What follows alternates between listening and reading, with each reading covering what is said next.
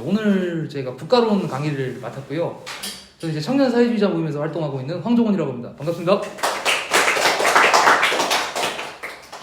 먼저 이제 본격적인 국가론에 들어가기 앞서서 이제 지난 시간에 이제 역사유물론도 배웠었죠. 이제 역사유물론에서는 이제 많은 이야기들이 있지만 이제 핵심적인 거는 이제 사회 발전의 원동력은 물질적 재화의 생산이다. 뭐 이런 얘기들을 했었을 것이고, 임노동과 자본도 저희가 지난주까지 학습을 했었죠. 이 임노동과 자본에서는 노동자에 대한 착취는 어떻게 발생을 하는지 이런 것들에 대해서 학습이 이루어졌었어요. 그리고 자본주의에서 축적은 어떻게 이루어지는지, 그리고 이것이 어떤 결과로 귀결이 되는지에 대한 이야기였던 걸로 제가 기억을 하고 있어요. 그런 것들을 통해서 이제 우리가 지금 훈련을 한 것은 이 세상을 그럼 어떻게 볼 것인가, 그리고 이것을 어떻게 바꿀 것인가에 대한 어떤 생각들에 좀 기초를 좀 다질 수 있는 시간이었다고 저는 생각을 해요. 오늘 하게 될 거는 국가론이에요. 국가론이면은 제목 그대로 국가는 무엇인가에 대한 이야기가 되지 않겠어요? 국가론인 건데, 그럼 본격적으로 국가가 무엇인지에 대해서 이야기를 하기 전에 우리가 좀 국가에 대해서 갖고 있는 어떤 경험들을 좀 이야기를 해보자고요. 예를 들어서 최근에 이제 작년인가요? 재작년인가요? 어찌됐든 그 봉준호가 이제 기생충을 찍고 그래서 깐느에서 상을 받았다.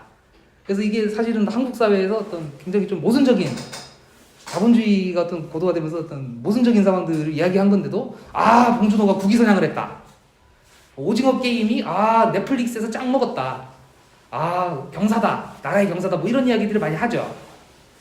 그리고 또 한편으로는 또 이런 얘기들도 있어요. 그러니까 뭐 외교관이 나가서 다른 나라에서 막 헛짓거리를 했더라. 이런 나라 망신이 어딨나. 이런 이야기들을 참 많이 해요. 그리고 국가라는 거를 좀 더 우리가 직접적으로 만나게 되는 경험들이 있죠. 매달 뭐 나오죠?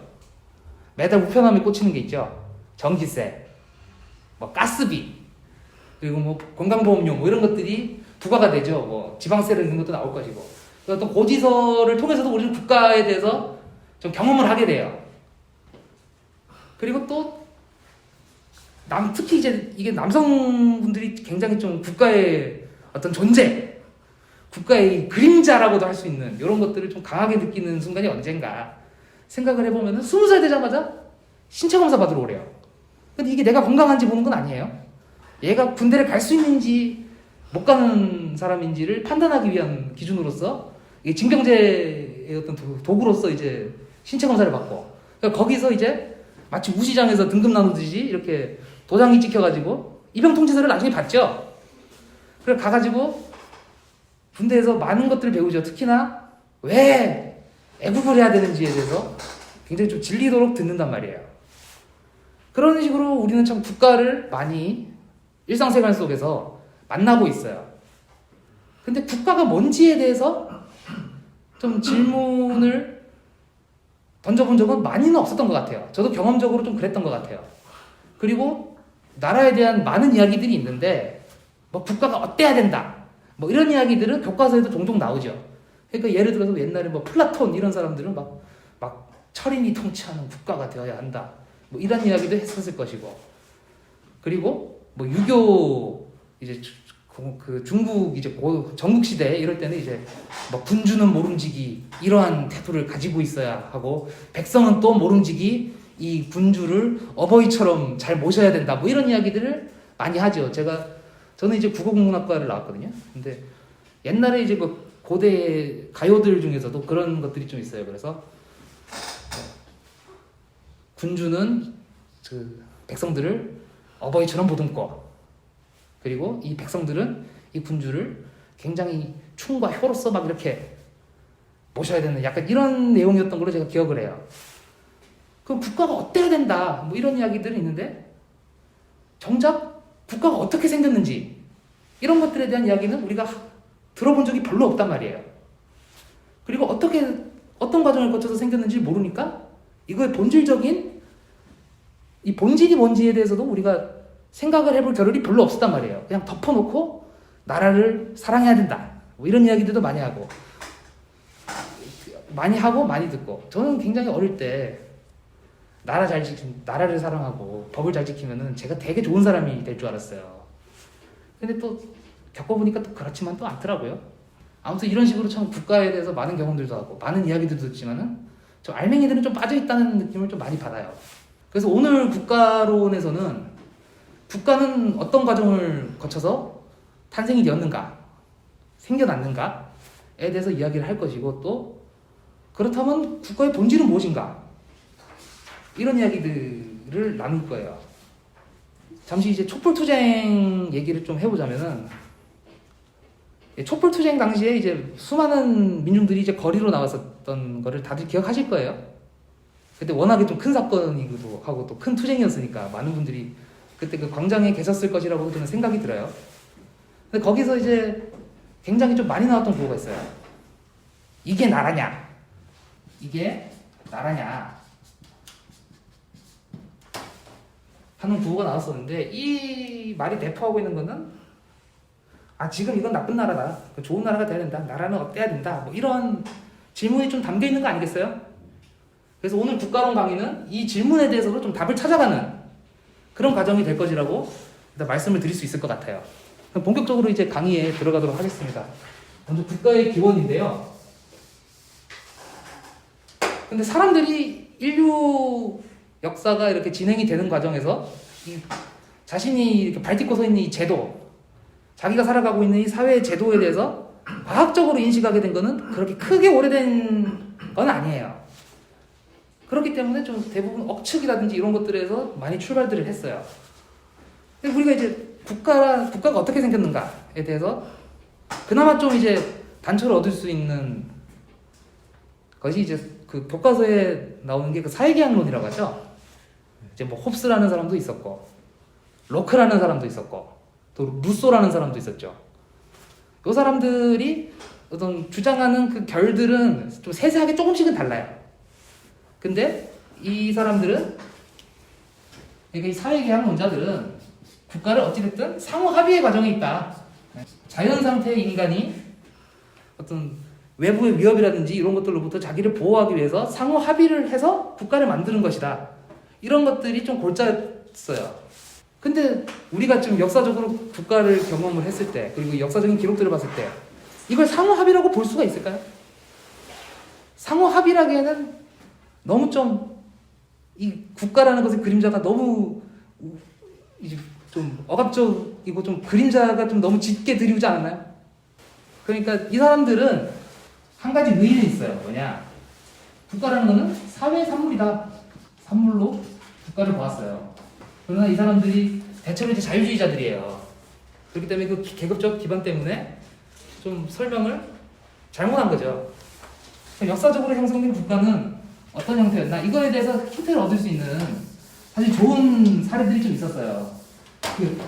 그 다큐멘터리 중에 그 한 10년쯤에 유행을 했었거든요. 아마존의 눈물이라고 기억을 하시나요? 네. 이제 그 브라질이라든지 뭐 이런 이제 되게 숲속에 있는 좀 이제 우리가 이제 원시적인 단계에 아직 머물러 있는 그런 부족들이 있죠. 예를 들어서 뭐 조회족이라든지 뭐 이런 되게 작은 공동체들이 문명 사회랑 병존하고 있었던 거예요.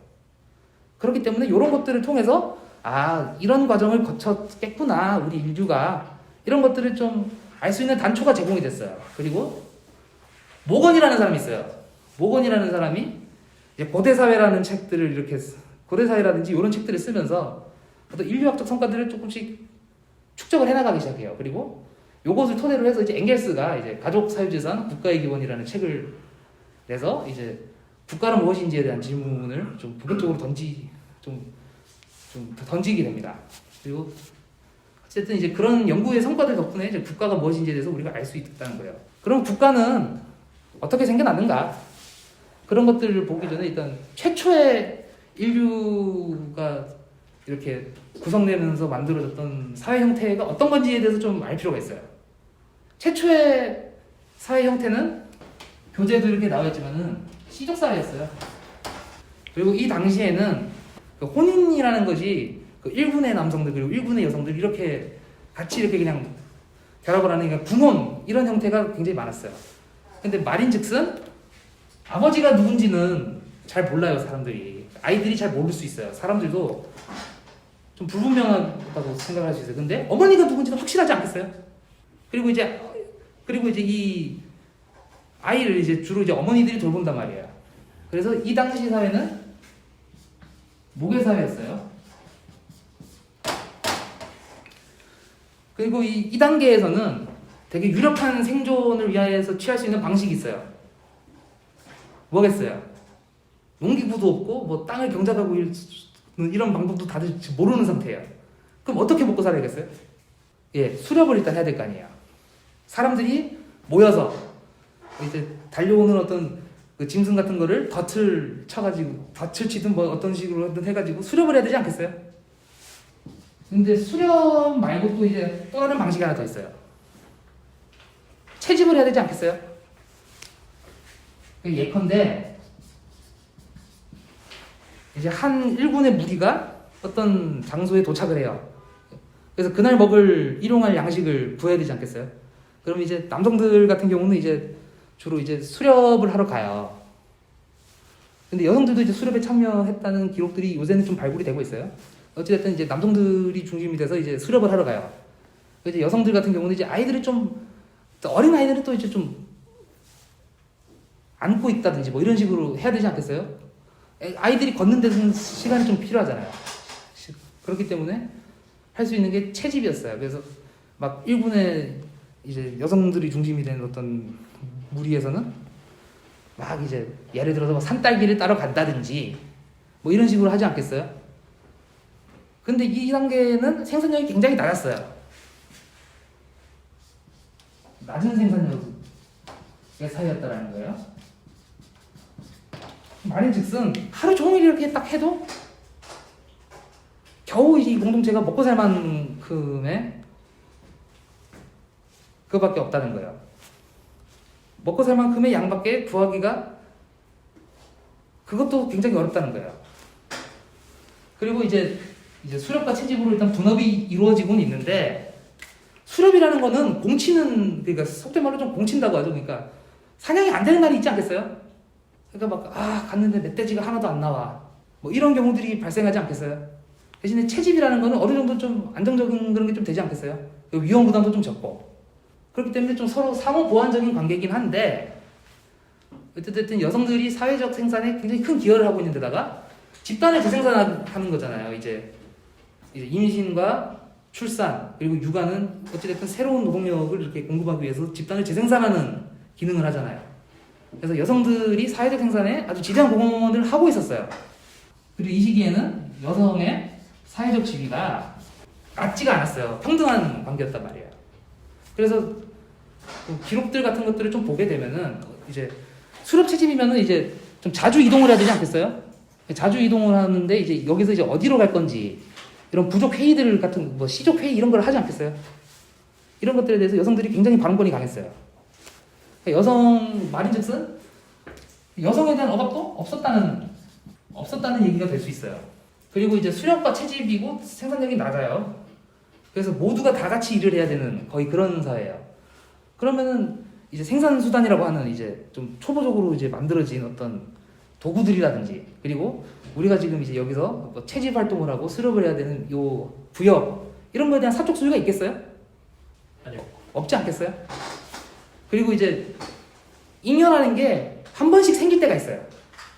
우연히 발생하는 잉여라는 게 생길 때가 있어요. 예를 들어서 덤불을 막 해치고 막 채집 활동을 위해서 덤불을 막 해치다 보니까 세상에 예상치도 못했던 한아름에 산딸기가 더 발견이 된다. 그리고 막 사냥을 막 하고 막 어로를 하는데 오늘따라 멧돼지들이 무슨 작당을 했나 왜 이렇게 잘 잡히나 물고기들이 왜 이렇게 잘 잡히나 이런 우연히 발생하는 잉여가 있지 않겠어요? 그러니까 이런 것들도 공동으로 분배가 됐어요. 그러니까 사적 소유라는 것도 없었다는 거예요. 이때는 이제 거의 모든 사람들이 동등한 발언권을 갖고 이 분배 과정에서 의견을 행사를 했기 때문에 그리고 공동체 앞으로의 어떤 미래 어디로 가서 그 수렵 활동, 채집 활동을 할 건지에 대한 발언권을 가지고 있었기 때문에 위계, 계급 이런 것도 없었어요. 그래서 이제 우리가 이 사회를 이제 원시공산 사회다라고 이야기를 해요.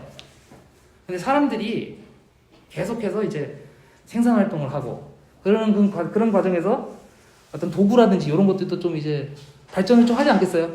예컨대 뭐 처음에는 이제 뭐 채집 활동을 하는 데도 있어서도 좀 뭘 이제 따야 되는데 좀 날카로운 돌을 이렇게 주워서 해보니까 잘 되더라. 그래서 어떤 우연히 발생하는 것들을 갖고 했는데, 야, 이거를 한번 쪼아서 날카롭게 만들어 보는 건 어때? 이렇게 툭툭 치면은 되지 않겠어? 손은 좀 아프겠지만. 이런 식으로 이제 도구가 발달할 거고. 그리고 하다가 보면은, 야, 쪼는 거보다 갈아보는 건 어때? 이런 식으로 이제 된단 말이에요. 그리고 생산력이 발전을 아무튼 이렇게 하는 거예요. 그리고 또 사람들이 이렇게 하다 보니까 뭐 우연히 이제 씨 같은 거를 이제 떨어뜨렸는데 여기서 싹이 나기 시작해요. 뭐 이런 경우들이 있었지 않겠어요? 그리고 채집도 이렇게 수렵이라는 것도 하다가 보니까 이제 이 좀 동물을 좀 길러보는 건 어떨까 이런 생각들도 좀 해보지 않겠어요? 그러니까 어떤 초보적인 형태의 어떤 목축이라든지 농경이라든지 이런 것들에 대한 어떤 맹아적인 형태의 어떤 그런 것들이 좀 생겨나지 않겠어요? 그리고 이것들이 점점 더 고도화가 되겠죠? 그리고 그 과정에서 도구라는 것도 좀 더 발달을 할 것이고 사람들이 여기서 생기는 노하우도 더 늘어날 거예요. 그리고 이제 생산이라는 게 이제 수렵과 채집에서 농경으로 가게 되고 그러면은 이 목축과 농경이라는 거는 잉여 생산물이라는 거를 이제 우연의 영역에서 정기적으로 발생하는 것의 영역으로 좀 바꿔놓지 않겠어요? 어찌됐든 씨를 뿌려서 싹이 나는 거를 이제 우리가 계속 거두면 되는 거잖아요. 그리고 이거는 어느 정도 계속 할 수 있는 거잖아요. 연속성이 있는 거잖아요. 그러니까 정기적인 영역이 발생하지 않겠어요? 그리고 이제 도구가 좀 더 발달을 한다라는 것은 이제는 좀 같은 양의 뭐를 할 때도 같은 양의 뭐를 하는데 드는 노력이 좀 덜해진다는 얘기 아니겠어요? 이런 과정에서 굉장히 좀 결정적인 것들이 몇 가지가 발생을 하는데 이제 도구라는 것 이제 농경에 투입되는 뭐 그런 것들에 있어서는 쟁기 이런 것들이 발명이 되지 않겠어요? 근데 쟁기라는 거는 괭이 그리고 땅을 이렇게 파는 이렇게 땅 쑤시개 이런 거보다는 확실히 무게가 굉장히 무거워요. 그렇기 때문에 근력이 많이 필요한 거예요. 그리고 목축도 한번 예를 들어 볼게요. 동물을 길들이는 거는 쉬운 일이 아니잖아요. 특히나 이 경작 활동이라든지 이런 것들에 투입되는 짐승들 이런 것들은 싸나운 경우가 많아요. 야생 상태인 경우들이 많다고요. 그럼 요거에 대해서 굉장히 좀 노력이 많이 필요하지 않겠어요? 여성들 같은 경우에는 애를 안고 있는 경우들도 있고 그리고 임신 상태인 경우도 있을 것이고 그렇기 때문에 이런 활동에 계속해서 좀 투입이 되는 데는 어느 정도 한계가 좀 있는 거예요. 그렇기 때문에 여성들이 이제 하던 여성들이 이제 하는 노동이 좀 가사노동 이런 영역으로 좀 국한되는 현상이 조금씩 발생을 하기 시작을 해요. 그거는 이제 사회적인 잉여를 이제 정기적으로 발생시키는 사회적 생산에 있어서 여성들이 이제 이 잉여의 소비에는 이제 가담을 하고 참여를 할 수는 있지만은 이것에 소유권을 주장하는 게 좀 어려워지는 상황이 와요. 그런데 그런 과정들을 거치면서 여성들의 지위도 점점 낮아지지 않겠어요? 그러면서 여성들의 지위가 좀 하락을 하게 되는 거예요. 그리고 요 이제 생산이 좀 더 늘어나고 이제 또 사람들도 이제 어떤 집단들도 계속 커지다 보면은 이제 요 시족과 시족 간에 동맹이라는 것도 생길 수 있고 그리고 그러면서 이제 좀 더 큰 집단으로 이제 부상을 할 수가 있어요. 근데 이제 이 목축과 농경에 대해서 좀 더 얘기를 해보자면은 어찌됐든 이 짐승을 기르는 것도 땅에서 하는 거고 그리고 내가 계속 길들여야 되고 약간 그런 개념 아니겠어요? 그리고 농경이라는 것도 자기 땅 자기가 부쳐먹는 약간 그런 개념으로 좀 더 바뀌지 않겠어요? 근데 그러다 보니까 처음에는 이제 이 생산수단이라든지 이런 것들에 대해서 네 거 내 거다 하는 개념들이 없었어요. 근데 계속해서 이제 생산의 규모가 이제 전 사회가 다 한꺼번에 막 여기에 투입이 돼서 막 이렇게 하는 성격에서 이제 어느 정도 좀 적은 어떤 하나의 가족 단위가 이제 목축에 신경 쓰고 이제 농경에 신경 써서 이제 자기 땅, 자기 짐승들만 이렇게 거둘 수 있게 되면 결과적으로 좀 이건 내 거라는 생각이 좀 싹 트지 않겠어요? 그런 것들이 좀 더 고도화가 되면서 이제 사적 소유라는 게 발생을 하게 됩니다. 그리고 이제 그 여성들의 사회적 지위가 좀 낮아졌다고 얘기를 했는데 처음에는 그래도 이제 모계사회가 갈 수 있었던 거는 어머니가 누군지 좀 확실하게 알 수 있다. 이런 것들이었잖아요. 근데 이제 결혼의 형태 같은 것도 이제 좀 시간이 지나면서 조금씩 금지되는 조항들이 생겨요. 그래서 처음에는 이제 부모와 자식 간의 통혼을 금지한다.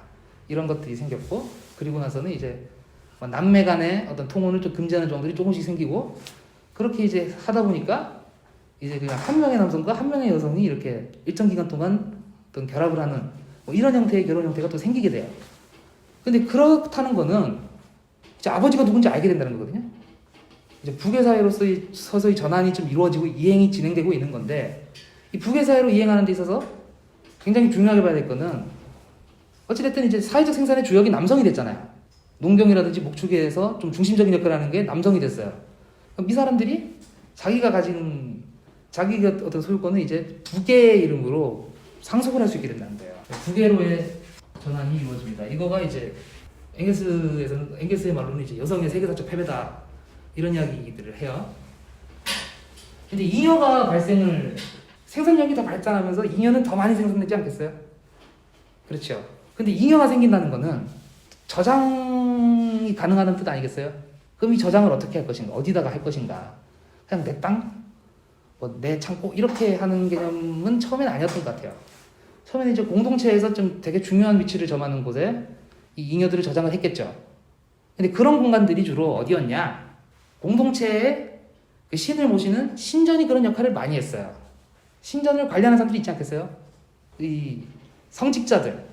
그러니까 옛날에는 뭐 이제 주술사, 제사장 이런 형태들이 있겠죠. 이런 사람들이 이제 요거에 대해서 좀 관리를 하기 시작했어요. 그래서 처음에는 이제 공동체가 어떻게 분배할 것인가 이런 것들에 대해서 논의를 했겠지만, 이게 시간이 좀 지나면서 이 사람들이 그냥 이것에 대한 통제권을 좀 영구히 가져갈 수 있는 그런 토대가 만들어져요. 근데 이거는 사회마다 조금씩 양상은 좀 다르기 때문에 무조건 이렇게 된다 이런 건 아닙니다. 근데 이러한 양상들을 좀 크게 거쳐왔다. 그리고 이제 농경과 목축이 아무튼 지배적인 어떤 생산의 방식이 됐는데, 그렇다면은 옛날처럼 이제 와 몰려가서 막 이것 따고 저것 따고 뭐 저거 잡고 하는 것보다는 분업이 좀 더 복잡해지지 않겠어요? 그러니까 다른 사람들이 와 여기 몰려가가지고 여기만 파면은 그게 되겠냐고요. 그래서 이 분업을 좀 지휘하고, 사람들이 힘들 때는 좀 으쌰으쌰하는 그런 역할을 할 사람들도 필요해지지 않겠어요? 그런 역할들을 처음에 어떤 사람들이 했느냐, 이것들을 좀 지휘할 유력자가 등장하는데, 이걸 처음에 어떤 사람들이 주로 했느냐, 어떤 그 한 공동체에서 연장자들, 그래서 좀 오래 경험이 쌓여서 굉장히 좀 지혜로운 해안을 갖고 있는 사람들, 이런 사람들이 또 유력자로서 행사를 하게 돼요. 근데 이 사람들이 처음에 이렇게 막 위계적이고 억압적이었던 건 아니에요. 그러니까 이게 이런 거를 되게 잘 보여주는 게 대인제도라는 건데, 공동체에서 좀 연륜이 있고 경험이 있고 이런 대인들이 있었을 때 이 사람들이 자기의 어떤 지위를 유지를 하기 위해서는, 그리고 자기 위신을 좀 세우기 위해서는 자기가 갖고 있는 잉여 생산물들을 좀 공동체에 좀 나눠주는 역할을 해야 했어요. 그리고 이런 것들을 좀 과시하기 위해서는 좀 이제 치장도 좀 하고, 그래서 사회로부터 그렇게 분리되어 있지는 않았다고요. 전체적인 사회에서 그렇게 분리되어 있지는 않았다고요. 근데 이것도 이제 좀 시간이 지나면서 이 지위라는 것도 좀 상속이 되고, 이러다 보니까 좀 고착화가 되기 시작하는 거예요. 그러면서 이제 어떤 위계라는 것이 처음으로 좀 서서히 좀 고착화되는 단계로 오게 돼요. 근데 여기서 여기까지의 과정도 굉장히 좀 많은 시간이 걸렸지만은, 이제 잉여 생산물이 발생을 하고 이제 사적 소유가 좀 싹이 트고, 그리고 사람들 사이에 어떤 위계, 지위 이런 것들이 생기는 과정도 굉장히 시나브로, 이제 순 우리말로 이제 시나브로라고 하는데 굉장히 좀 천천히 서서히 진행이 됐어요. 여성들에 대한 어떤 억압 이런 것들이 좀 되는 건 좀 더 어떤 사회에 뿌리 내리는 것도 굉장히 좀 오랜 시간이 걸렸어요. 아무튼 이제 그렇게 해서 영속적인 지위를 갖는 사람들이 생겨납니다. 그리고 이제 잉여 생산물이 많이 생겨 정도로 생산력이 발전을 했으면은 이제 농업과 어떤 목축에서 좀 분리된 또 다른 분업이 생겨납니다. 그게 이제 수공업이거든요. 수공업의 분리는 교과서에도 나오더라고요. 수공업의 분리가 있었다. 그리고 이 수공업이 전문적으로 하는 사람들이 생기면서 이것들을 좀 교환하는 그런 교역의 그런 것도 좀 생기지 않겠어요? 그래서 이 이웃 마을, 만약에 여기 밤토리 마을에서 이 도자기를 짜서 저기 옆에 있는 뭐 도토리 마을하고 도토리 마을에 뭐하고 바꾼다, 뭐 이런 교육들이 좀 생겨나지 않겠어요? 이런 것들도 좀 일정 단계에 되면서 아예 이거에만 종사하는 사람들이 생겨나는 거예요. 그러니까 생산에는 직접적으로 하지는 않지만 이제 수공업자는 어떤 생산을 하지만 이제 이런 것들 아예 교환 자체를 담당하는 뭐 상인 이런 사람들도 좀 생겨났을 거예요. 어쨌든 이런 식으로 이제 위계라는 것들이 생겨나기 시작을 했다. 근데 그렇다고 막 사람이 막 우리가 지금 겪고 있는 것처럼 막 그렇게 막 분림하는 그런 것까지는 아니었어요. 근데 노예라는 게 없었다는 거예요. 노예라는 게 어느 순간부터 생기기 시작해요. 이게 왜 그런가? 이제 아까 방금 예로 들었지만 밤토리 마을하고 도토리 마을이 이렇게 딱 접경지대에 있어요. 근데 더 많은 잉여를 획득하기 위해서는 여기랑 어떻게든 영토 분쟁을 좀 하게 되지 않겠어요? 그리고 아까 이제 잠깐 이제 잉여가 발생을 하면 저장도 가능해진다는 건데, 이 저장이 든 부라는 거는 뺏을 수 있는 거 아니에요? 뺏을 수 있잖아요. 만약에 막 도토리 마을에 이렇게 이만큼 막 있더라. 아, 저걸 뺏어 와야지. 뭐 이런 판단들을 하지 않겠어요? 그래서 전쟁이 차츰차츰 발생을 하게 됩니다. 근데 이 전쟁이라는 거는 필연적으로 포로를 낳게 되죠. 이 포로라는 것도 처음에는 노예가 된 건 아니었어요. 그러니까 생각을 해보자고요. 요 단계라든지 아니면 이제 잉여가 이제 막 생겨나기 시작해서 이제 좀 간신히 먹고 살 수 있는 약간 그런 단계에 있을 때는 포로라는 거는 군입이에요. 맞잖아요. 그러니까 가뜩이나 좀 우리가 살고 있는 이 영역 자체도 넓지가 않고, 그리고 먹을 수 있는 것도 한정이 되어 있는데, 여기서 이제 포로들이 막 열댓 명씩 이렇게 들어오거나 뭐 몇 명이 들어오거나 하면은 어차피 여기서 지금 할 수 있는 건 한계가 있을 것 아니에요. 그런데 먹어야 될 입은 더 늘었어요. 그렇기 때문에 예전에는 포로들을 노예로 삼는다 이런 개념은 없었던 것 같고, 죽이거나 아니면 저 중에 좀 영특해 보이는 눈빛이 살아있다든지 뭐 이런, 그 영화에 나오죠. 저 녀석은 눈빛이 살아있어. 그래가지고 어떤 지도자급 인물이라든지 이런 사람들이 양자로 삼는다든지 이런 양상이었다고 해요. 근데 이제 정기적으로 잉여가 발생을 해서 군업도 막 발생을 했어요. 그러면은 말인즉슨 내가 굳이 일을 안 하고 남의 잉여 노동을 착취를 해도 생산에 그렇게 이 공동체 유지에 큰 지장이 없는, 오히려 편해지는 약간 그런 상황이 발생한다는 거예요. 노예로 이제 전화가 되기 시작을 하는 거예요. 근데 이 노예제도 이제 처음에는 그렇게 막 지배적인 형태는 아니었어요. 근데 이제 사회가 발전을 하고 이제 교환 이런 것들이 좀, 교역 이런 것들이 좀 왔다 갔다 하고, 그래서 이것들을 다루는 상인들, 그리고 또 고리대금업이라든지 뭐 이런 것들도 좀 서서히 생겨나지 않겠어요? 그리고 이제 사적 소유라는 것이 또 발생을 하면은 이게 또 어느 순간부터는 이제 부자와 빈자가 아니고 이런 상황들이 오지 않겠어요? 그래서 이제 포로들뿐만 아니라 이제 가난한 사람들도 좀 이제 진짜 먹고 살기 힘들어지면은 이제 노예로 들어가게 되고 이런 과정들이 거치지 않겠어요? 그렇게 이제 노예제가 이제 결국에는 고착화가 되는 거예요. 그러니까 노예제가 고착화가 됐다는 거는 계급이라는 것이 이제 어떤 일정 지역의 뭐 그런 현상이 아니라 어떤 아예 사회적인 어떤 구조가 된다. 계급이라는 것이 고착화가 된다. 이런 의미예요. 그리고 방금 아까도 말씀드렸지만 이런 과정은 인류사에서 굉장히 천천히 서서히 진행이 됐다는 것을 좀 알 필요가 있어요. 그러니까 하루아침에 갑자기 뿅 하고 나타난 건 아니에요. 굉장히 자연스럽게 진행이 됐다는 거예요. 계급이 발생을 하는 거죠. 일단 여기까지 정리를 하면은 이제 낮은 생산력이었지만은 이제 원시공산제도에서는 또 계급이라는 것도 별로 없었고, 사적 소유라는 게 일단 애초에 없었고, 계급이랄 것도 없었어요. 근데 생산력이 발전하고 잉여 생산물이 생기기 시작을 하면서 사적 소유가 싹이 트고, 그러면서 사람과 사람 사이에 어떤 위계 같은 것도 조금씩 생기기 시작하고, 그리고 전쟁이 발생하면서 이제 노예들이 많이 생기기 시작하면서 이것이 계급으로 굳어지더라. 이런 것들을 일단 좀 얘기를 할 수 있을 것 같아요. 그리고 이런 어떤 긴 과정 속에서 여성들도 어떤 사회적 생산에서 좀 밀려나면서 어떤 지위가 굉장히 하락을 했다. 말인즉슨 이건 다 이렇게도 볼 수 있어요. 그러니까 계급도 없고 여성에 대한 억압도 없던 시대가 굉장히 우리 역사에 긴 시간 동안 있었다는 이야기도 되는 거예요. 그럼 이제 계급이 발생을 했는데요. 계급이 있다는 거는 무엇을 의미하겠어요? 계급 대립이 있다는 거 아니겠어요? 예를 들어서 제가 이제 강사니까 강사의 특권으로 제가 한번 노예주 역할 한번 할게요. 제가 이제 노예주예요. 근데 빵빵 놀다가 오랜만에 밭에 나와가지고 죄송합니다. 그 서진이님한테, 서진님이 노예인데 왜 일을 그따구로 하냐, 밥값이 아깝다 이런 식으로 막 하면은 참을 수 있으시겠어요? 못 참으시잖아요. 근데 그런 것들이 계속 막 구조화되고 이러다 보니까 이 노예들이 열받지 않겠어요? 그래서 막 반란도 일으킬 것이고 아니면은 도망가기도 할 것이고, 그렇게 되면 어떤 사회의 질서가 굉장히 위태로워지지 않겠어요? 이 계급의 대립이 화해 불가능한 지점까지 가게 되면 이 사회 질서 자체가 되게 좀 위태로워지지 않겠어요? 그래서 좀 이 계급 대립 속에서 이 피지배 계급에 대한, 그러니까 노예들의, 예컨대 이제 이 시기에는 노예들에 대한 어떤 통제, 강제를 할 어떤 수단들이 좀 요구가 되는 단계에 오지 않겠어요? 그래서 이제 전문적인 폭력 집단이 이제 서서히 등장하기 시작해요. 그러니까 처음에는 이제 막 옆에서 붙어 다니던 이제 무사들 뭐 이런 애들이었겠죠. 이런 사람들이 이제 서서히 이제 어떤 형태상의 발전을 하면서 경찰, 그리고 어떤 공권력의 형태로 이제 굳어지기 시작하겠죠. 근데 사회라는 거가 한번 생각을 해보자고요. 때리기만 하면은 그 사회가 또 유지가 되겠어요? 때리기만 하면 다 못 참고 그냥 도망가 버리든지 아니면은 막 진짜 나도 참는데 한계가 있어 이러면서 막 끌어내리든지 이런 상황들이 왕왕 발생하지 않겠어요? 실제로 옛날에도 노예 반란들이 많았잖아요. 그러니까 진승오광의 난 이래가지고 왕후장성의 씨가 따로 있냐 이놈들아 이러면서 반란 일으키는 경우들이 많았잖아요. 그러면 이 사람들 여기 있는 이 피지배 계급들을 어떤 폭력뿐만 아니라 좀 억압할 수 있는 어떤 다른 수단들도 필요해지지 않겠어요? 예컨대 저 집 노예는 지금 맡고 있는데 맞을 만한 이유가 있어. 쟤는 뭘 했기 때문에 지금 노예가 된 거야. 예를 들어서 뭐 고조선의 팔주법이라고 있잖아요. 팔주법에는 이런 게 있어요. 그 남의 물건을 훔치면, 그러니까 우리 식으로 표현하면 사유재산에 손을 대면 노예가 되거나 아니면 그에 상응하는 어떤 금전적인 보상을 해줘야 자유인으로 계속 살 수 있다.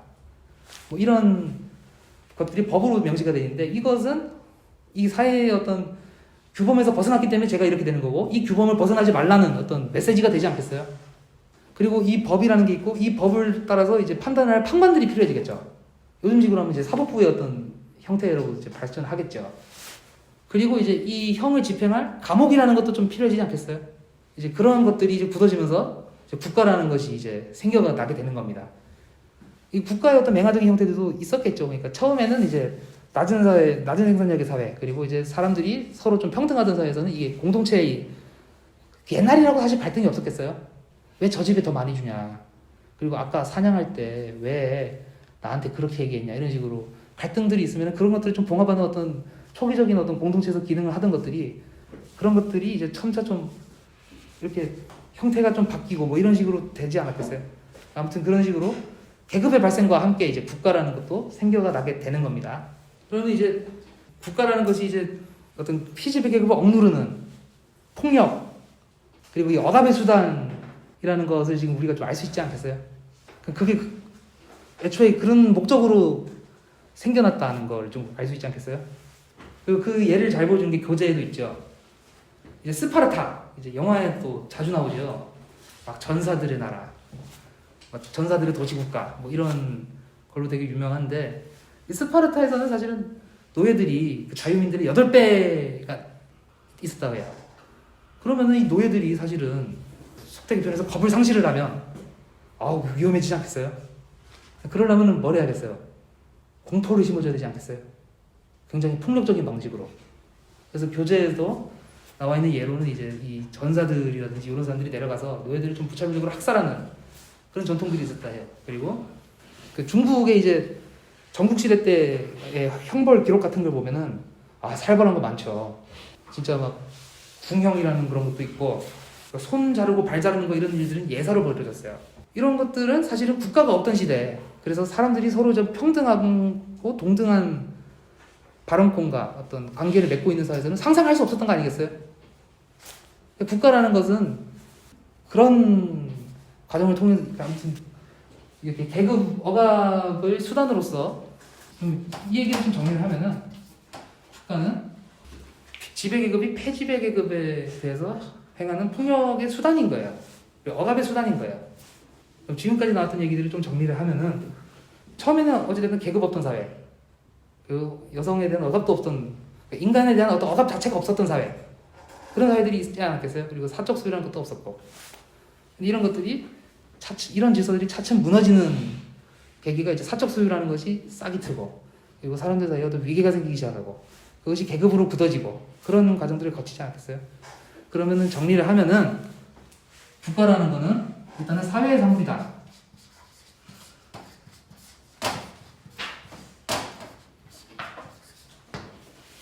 라는 것을 알 수 있을 것이고 아무튼 굉장히 긴 시간 동안 여러 가지 경험들과 어떤 사건들을 통해서 형성된 게 국가라는 거예요. 그러니까 원래부터 있었던 뭐 그런 게 아니라는 거예요. 마치 우리는 국가가 막 영원불변할 것 같고 막 이렇게 되지만 계속 이 인류사에 존재했던 그런 건 아니라는 거예요. 국가가 어떤 역사가 굉장히 길다라는 거예요. 그리고 바로 앞에서 얘기를 했죠. 국가는 계급 대립의 산물이다.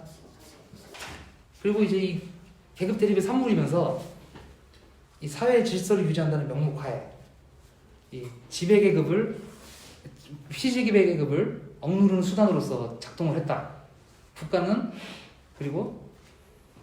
그렇기 때문에 지배 계급들의 수중에 있는 국가다. 계급 국가다. 라는 거에 대해서 이야기를 할 수 있을 것 같아요. 요컨대 고대 노예제라고 이제 저희가 배웠죠. 고대 노예제 국가에서는 노예주 국가 아니겠어요? 노예주들의 나라. 그리고 봉건 영주제라고 하는 형태의 국가에서는 봉건 영주들과 그 왕들을 위한 국가 아니겠어요? 그럼 이제 바로 그 다음에 이제 곧 나오겠지만은 자본주의 국가는 그러면 부르주아 국가는 그러면 어떤 국가겠어요? 부르주아들이 일단 지배권을 갖고 있는 그런 국가라는 거 아니겠어요? 어찌됐든 이런 부분들을 좀 염두에 두시면 좋을 것 같습니다. 이제 다시 한번 강조를 하면 이제 국가는 사회의 산물, 계급 대립의 산물, 그리고 계급 국가다. 이런 것들을 좀 아시면 될 것 같아요. 국가가 어떻게 생겼는지에 대해서 우리가 얘기를 했었죠. 그래서 사적 소유, 그리고 이제 계급 이런 것들에 대해서 이야기를 했었어요. 그리고 이제 인류 역사가 진행하면서 이제 이 노예제 국가도 어느 순간 좀 무너지고 이거를 이제 봉건제 국가에 넘겨주게 되는 이런 상황들도 발생을 했겠죠. 그리고 그런 그 봉건제 국가도 어느 순간 이제 자본주의 국가로 바뀌었어요. 그래서 우리가 살고 있는 사회가 지금은 어떤 사회죠? 자본주의 사회죠. 자본주의 사회는 계급이 어떻게 나뉘죠? 자본가와 노동자로 나뉘죠. 그리고 노동자 계급으로 이렇게 나뉘어요. 이 둘의 관계는 어떻죠? 사이가 안 좋다 이거 말고 어떤 관계가 있죠? 그러니까 대립적 이런 거 말고 그러니까 생산수단을 자본가들이 사적으로 소유하고 있지 않나요? 그리고 이 노동자들은 지난주 임노동과 자본 때 노동자들은 어떤 상태라 그랬죠? 불박탈. 그렇죠. 이중으로부터 일단 자유롭다 했죠. 신분적 예속으로부터 자유롭고 그리고 생산순환으로부터 자유롭다. 근데 이 자유는 박탈했다는 의미라고 배웠죠 저희가. 생산수단이 박탈당한 이 노동자들이 먹고 살기 위해서는 어떻게 해야겠어요? 생산수단을 소유한 자본가들에게 자본가들한테 고용이 돼야 된다는 거죠. 그리고 자본가들이 이윤을 어떻게 벌어들인다고 했죠? 노동자들이 만들어낸 그 잉여 가치를 자기 이윤으로 착취한다 했어요. 그럼 이제 이런 관계라는 거를 일단 한번 검토를 하고, 그럼 자본주의 사회에서는 어찌됐든 자본가 계급이 지배 계급이죠. 그리고 이 자본가 계급이 생산수단을 사적으로 소유하고 있다는 걸 방금 우리가 얘기를 했죠. 그럼 이제 아까 이제 쉬는 시간 전에 이제 얘기했던 걸로는 이제 국가라는 거는 계급 국가라고 했어요. 자본주의 사회는 그 부르주아 사회라고도 우리가 부르죠. 그러면 지배 계급이 자본가 계급이고, 그러면은 이 국가의 어떤 계급적 성격은 어떻겠어요? 부르주아 계급 국가 아니겠어요? 그리고 이런 것들이 은폐하려고 하는 시도들이 있지만은 본질적으로는 똑같다. 계급 억압의 수단이다. 라는 걸 일단 먼저 결론적으로 얘기를 드릴게요. 예를 들어서 그러니까 그렇기 때문에 이제 자본가 계급의 국가이де 자본주의 사회 부르주아 국가에서는 노동자들의 투쟁을 하지 못하도록 좀 억누르는 그런 폭력도 존재를 하고, 그리고 억압도 법적인 형태든 아니면 뭐 다른 형태든 어떤 억압할 수 있는 기세들이 굉장히 많이 존재를 해요. 그리고 다른 한편으로는 자본가들의 이윤을 좀 더 많이 불려주는 게 자본가 국가의 역할 아니겠어요? 부르주아 국가의 역할 아니겠어요? 그래서 이 부르주아 국가에서는 이들이 자본가들이 이윤을 추구할 수 있게끔 하는 많은 제도적 장치들을 만들어줘요. 예를 들어서 이제 뭐 좀 경제 어렵다 뭐 이런 얘기하면은 당장 이제 무슨 얘기부터 나오나요? 규제 풀어야 된다 이런 얘기 나오잖아요. 그리고 그거를 처음에는 막 어떤 정부는 막 처음에 좀 난색을 표하는 척 하긴 해요. 근데 결국에는 뭐 어떻게 되나요? 정신 차려보니까 규제가 풀려 있지 않아요?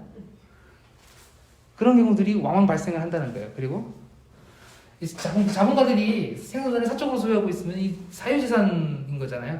이 사유재산을 좀 보호해주는 역할도 부르주아 국가가 하지 않겠어요? 그렇기 때문에 이 자본주의 사회에서의 우리가 지금 살고 있는 이 자본주의 사회의 부르주아 국가는 부르주아 계급의 지배를 위한 수단이다 라는 결론을 일단 먼저 내릴 수 있을 것 같아요. 근데 이 부르주아 국가라는 게 그럼에도 불구하고 굉장히 좀 뒤집혀 보이는 경우가 많아요. 예를 들어서 이제 부르주아 혁명이라고 하는 혁명들이 있었죠. 그 대표적인 게 이제 프랑스 혁명 아니에요? 그 프랑스 혁명의 3대 구호가 뭐였죠?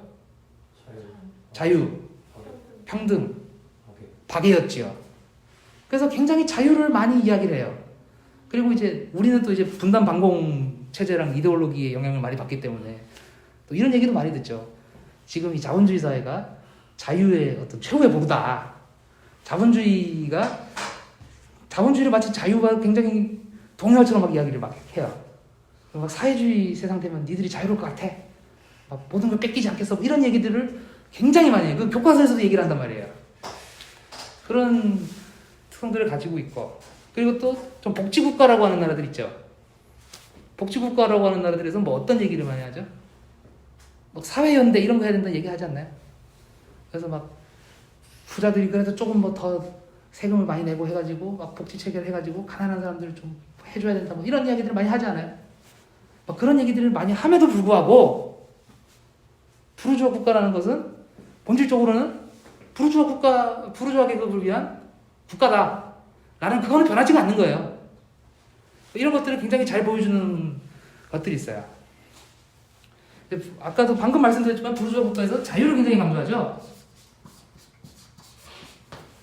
그래서 막 그 국기에 대한 맹세였나요? 그 어릴 때 학교에서 하는 거, 막 자유롭고 정의로운 대한민국의 무궁한 영광에서 저는 예전에 이거 잘 배우면은 제가 우등생 되는 줄 알았어요.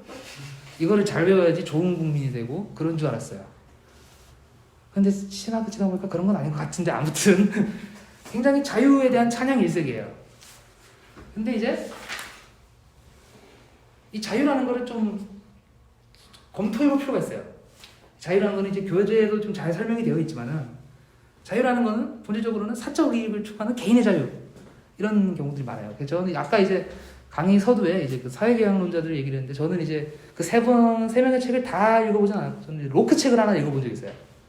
시민정부론이라고 하는 책이었는데 그 과제 때문에 잘 안 읽어본 적이 있어요. 거기서도 막 재산권 이런 것들에 대해서 굉장히 강조를 하고 요거에 대해서 굉장히 자유 이런 것들을 많이 붙여놔요. 그러니까 사적 이익을 추구하는 개인들의 자유를 굉장히 최대한으로 보장해주는 게 사실은 자본주의 국가에서 말하는 자유예요. 그리고 요런 것들이 좀 이론적으로 좀 체계화된 게 자유주의 세상인 거예요. 근데 이제 우리들 입장에서 한번 생각을 해보자고요. 자유로우신가요? 네? 자유롭다고 느껴보신 적 있으세요? 아니요. 저도 별로 자유롭다고 느껴본 적이 없어요. 그래서 저는 한 번씩은 농담삼아 이런 얘기도 해요. 내 지금 지갑에 1,000원이 있다. 그럼 난 이 1,000원어치만큼만 자유롭다. 그러니까 뭘 사먹지, 뭘 이거 할지, 그 머리싸움의 자유가 있다. 그리고 또 이런 얘기도 할 수 있겠죠. 그러니까 어찌됐든 노동자 계급은 생산소득으로부터 자유로운 존재 아닙니까? 그래서 그것 때문에 구인구직을 할 자유가 있어요. 그리고 근데 이걸 자유라고 볼 수 있어요? 없다는 거예요. 그리고 사실 자유라는 것도 사실 굉장히 좀 그런 거예요. 그러니까 예를 들어서 이제 지난 시간에 임노동과 자본 시간에 이제 본원적 축적에 대해서 저희가 다뤘었죠. 이제 본원적 축적의 과정은 이제 자본주의가 어떻게 이제 형성되는가에 대한 과정이었는데 이 과정에서 이제 어떤 노동자들을 생산수단 그리고 토지로부터 좀 분리시키는 것이 본원적 축적의 과정 아니었어요? 예를 들어서 엔클로즈 운동이라는 걸 우리가 봤었죠. 그래서 생각을 한번 해보자고요. 만약에 제가 당시 영국에서 이제 땅을 파먹고 있는 로버트라는 사람이라고 치자고요. 근데 어느 날 갑자기 여기는 이제 양모 공장을 해야 되니까 나가라고 해요. 이게 자유예요?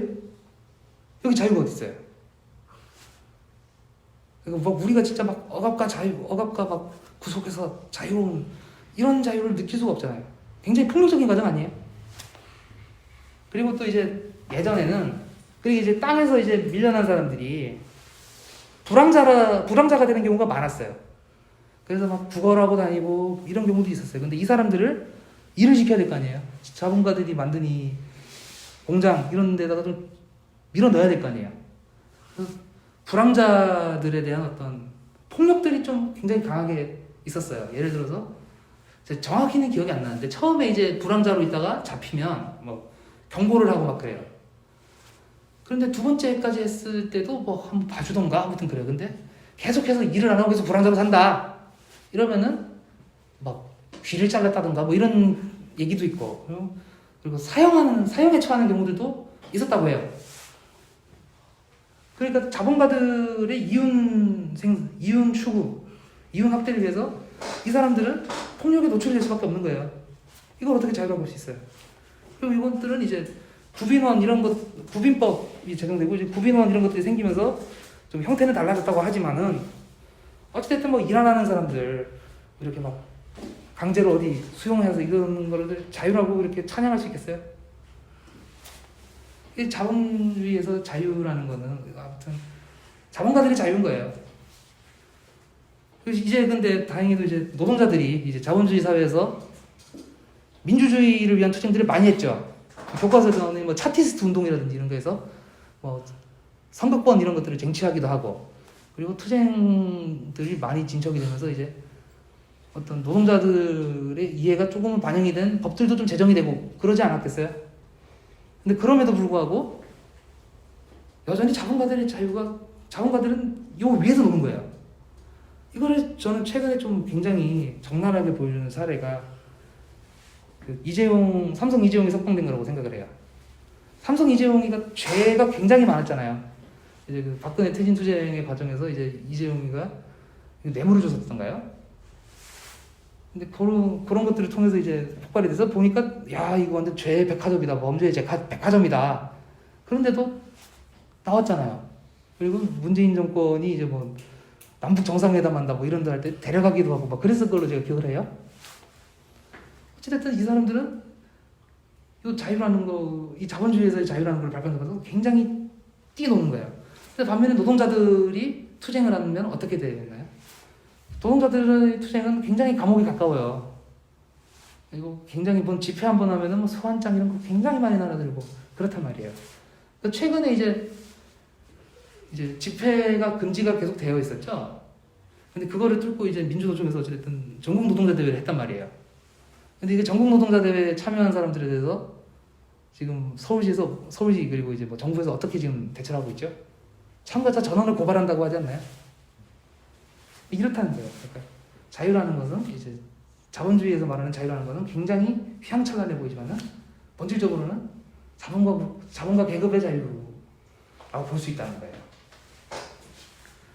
또 하나의 얘기가 있어요. 그 사람들이 이제 뭐 노동자나 자본가들이 막 이제 투쟁하는 경우들이 많잖아요. 그러면서 이제 혹간 이런 얘기들이 나와요. 아까 이제 이게 나라냐 하는 거랑도 좀 연결이 될 수 있을 것 같은데, 아 왜 자본가들 편만 드냐?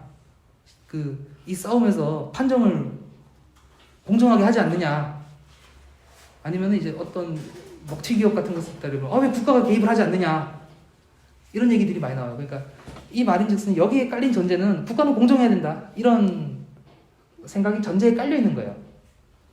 그리고 이런 것들이 되는 이유가 있어요. 왜냐면은 옛날에 이제 절대주의 시대가 있지 않았어요? 그래서 막 짐이 국가다 뭐 이런 얘기도 하고, 뭐 왕권 신수설 뭐 이런 얘기들도 막 나오는 거고, 그런 시대에는 시민사회랑 국가가 굉장히 좀 대립적인 관계였어요. 예를 들어서 이제 저도 이제 강의를 준비하면서 본 자료긴 한데, 이제 같은 이제 부르주아라도, 신흥 부르주아라도 또 왕족들, 귀족들하고 잘 지내면은 이 사람들한테 막 독점권을 막 주면서 다른 사람들은 막 어떻게 되든 막 이 기업, 이 사장, 이 부르주아한테만 막 독점권을 어마어마하게 줬다라는 거예요. 그리고 이제 우리가 뭐 이제 뭐 수입 수출 이런 거 하려고 하면은 하지 말라고 하고 막 세금도 무진장 뜯어달라고 그러고 이런 경우가 왕왕 발생하니까 우리에게 자유를 달라, 왜 국가는 이렇게 억압적인 것인가 하는 식으로 국가가 억압적인 존재로 등장을 하고, 반면에 이제 시민사회라고 하는 것은 굉장히 좀 민주적인 그런 식으로 좀 그려졌었어요. 근데 부르주아 혁명이 발생을 했죠. 그러면서 이제 시민사회랑 국가의 관계가 좀 사뭇 달라져요. 어떻느냐? 시민사회는 한번 판소리 좀 하겠습니다.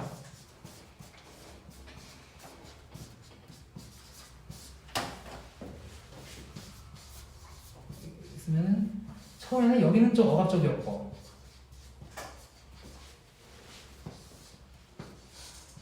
민주적이었던 걸로 이제 절대주의 시대에는 그랬는데 이제 부르주아 혁명이 발생을 하고 그렇게 해서 부르주아들의 지배가 굉장히 좀 확고해지는 단계에 오니 시민사회는 이제 사적 이익을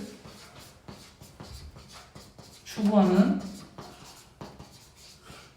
장으로서 드러나게 되고 국가라는 거는 어떤 이 사회 구성원들의 보편적인 이해 이런 것들을 좀 대변하는 그런 존재로서 갑자기 좀 등장을 하게 돼요.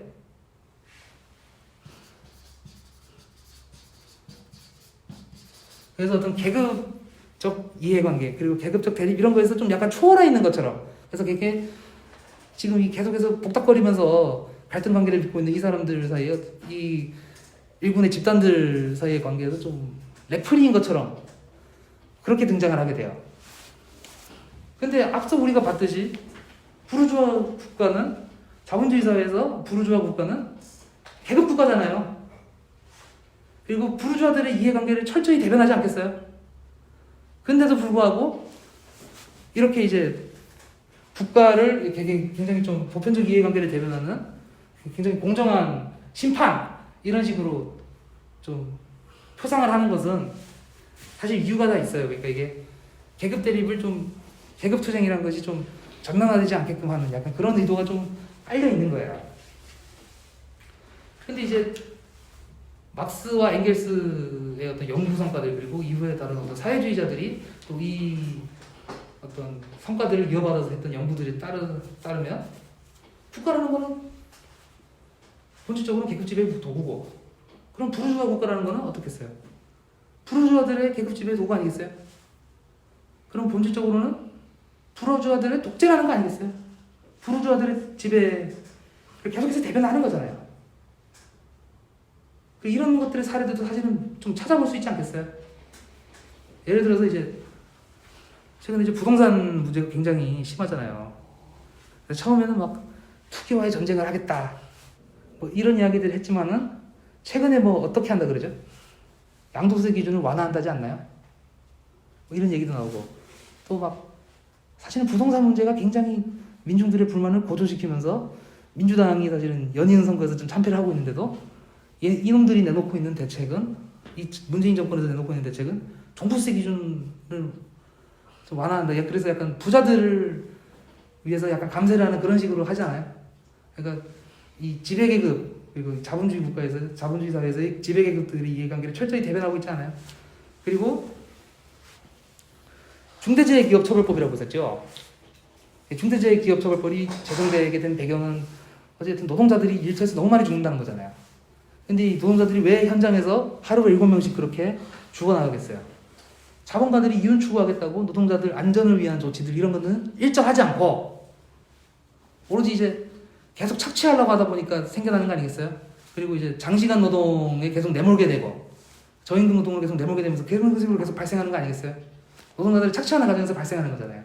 그래서 이런 일들을 좀 이제 없애야 되는 거 아니냐 해가지고 중대재해기업처벌법이 제정이 됐는데 이게 입법 과정에서 한번 어그러지고 입법 과정에서 막 뭐는 빼고 차 떼고 포 떼고 이렇게 해가지고 취지가 좀 감소가 되고 그리고 또 행정 도입하는 과정에서 또 여기는 또 어디에 예외 조항을 둬야 돼 이런 식으로 해가지고 굉장히 자본가들 입맛에 맞는 중대재해기업처벌법이 됐잖아요. 그런 경우들을 보면은 국가가 이거를 심판을 제대로 본다고 할 수 있겠어요? 국가가 그러니까 본질적으로는 이제 자본가 계급의 어떤 지배의 수단이라는 걸 이런 식으로 좀 노골적으로 보여주는 거 아니겠어요? 그런 경우들이 그러니까 계속해서 발생하고 있다는 거예요. 그러니까 이게 어떤 정부고 어떤 사람이 있느냐에 따라서 이제 그 정도는 좀 이제 달리 보일 수도 있어요. 그럼에도 불구하고 어떤 공정한 국가라는 것은 환상이다. 그래서 나라가 나라다워야 나라가 나라답게 제대로 잘 굴러가면 민중들의 삶이 좀 나아질 것이다. 이런 것들은 한계가 있다. 환상이다. 라는 걸 좀 알 필요가 있어요. 그럼 이제 민주주의 어찌됐든 이제 민주주의가 지금 진전이 된 건 있잖아요. 그럼에도 불구하고 지금 그 한계를 우리가 많이 느끼고 있지 않나요? 우리가 좀 직접 선거를 해서 이제 행정부도 꾸리고 정부도 꾸리고 이제 하면은 좀 나아질 거라고 생각했는데 지금 그런 경험상 그랬던가요? 앞에서는 막 뽑아주시면 잘하겠습니다. 서민들의 눈물을 닦겠다. 노동자들의 눈물을 닦겠다. 이런 얘기하는데 그렇게 되는 거는 이제 막 집권하고 그리고 이제 당선되고 나서 하는 짓거리들 보면은 그런 것들 우리가 느낄 수가 없잖아요.